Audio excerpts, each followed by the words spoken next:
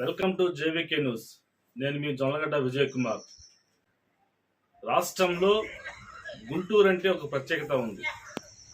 గుంటూరు పేరు వినపడిందంటేనే గుంటూరు కారం అని చెప్తా ఉంటాం.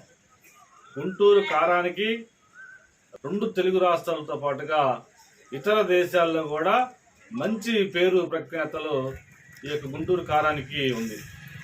అలాంటి గుంటూరు కారాన్ని అందించే రైతులు ప్రతి సంవత్సరం లక్షల ఎకరాల్లో మిర్చి పంటను పండిస్తూ ఉంటారు.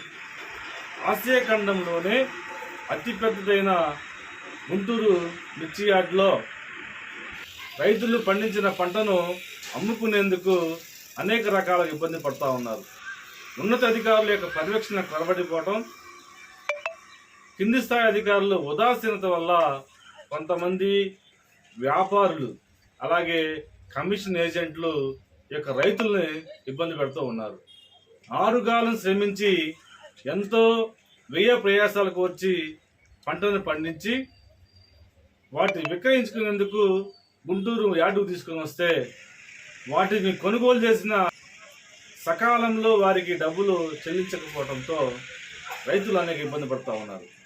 గుంటూరు మిర్చి యార్డులో ముగ్గురు వ్యాపారులు దేశీయంగా అంతర్జాతీయంగా ఈ యొక్క ఎగుమతులు దిగుమతులు చేస్తూ ఉంటారు.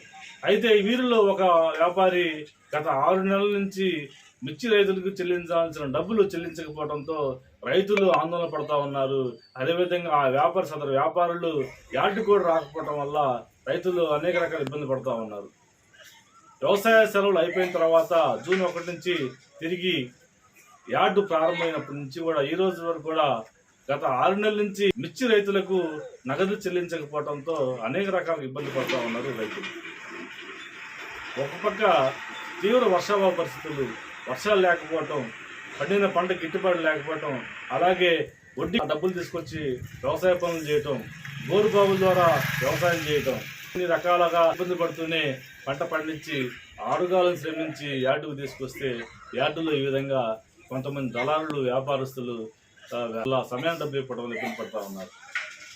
అధికారులు కూడా అలాగే ప్రభుత్వం కానీ పాలకులు కానీ ఈ యొక్క రైతుల యొక్క సమస్యలు పట్టించుకోకపోవటం వల్ల వారు మరింత ఇబ్బందులకు గురవుతూ ఉన్నారు. రైతులు ఎన్నికల సమయంలో కొంతమంది వ్యాపారులు అలాగే కొంతమంది ఏజెంట్లు ఈ డబ్బుల్ని బెట్టింగ్ రూపంలో పెట్టడం వల్ల చాలా వరకు నష్టపోయటం వల్ల ఈరోజు ఆ డబ్బులు కట్టలేని పరిస్థితిలో ఉన్నారని చెప్పేసి ఒక ఆరోపణలు అయితే బయట వినపడతా ఉన్నాయి. సుమారుగా 20 నుంచి 30 కోట్ల వరకు రైతులకి ఈరోజు బకాయి చెల్లించాల్సి ఉంది. మధ్యంగా జరుగుతున్నప్పుడు కూడా యాదులు అధికారులు కూడా పట్టించుకోవడంతో రైతులు గగ్గోలు పెడతా ఉన్నారు. ఇప్పటికైనా ఈ యొక్క రైతుల యొక్క సమస్యలు పరిష్కరించాలని చెప్పేసి జేవీకే న్యూస్ తరఫున డిమాండ్ చేస్తా ఉన్నాం.